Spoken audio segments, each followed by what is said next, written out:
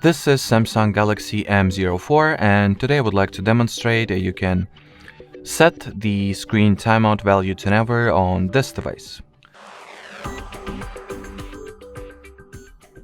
So to begin with, we will need to get the free Play Store app that is called Caffeine, which is designed to facilitate the request that we are about to fulfill in this video, which is preventing the screen from going to sleep automatically. So that's a very lightweight application, just under 7 megabytes in file size. So once it gets downloaded and installed, you can go ahead and launch it and simply make sure that the timeout was set to be infinite over here. And just leave the Caffeine app active in the background. Make sure not to disable or close or stop the app. And well, that will be it. So thanks for watching and bye bye.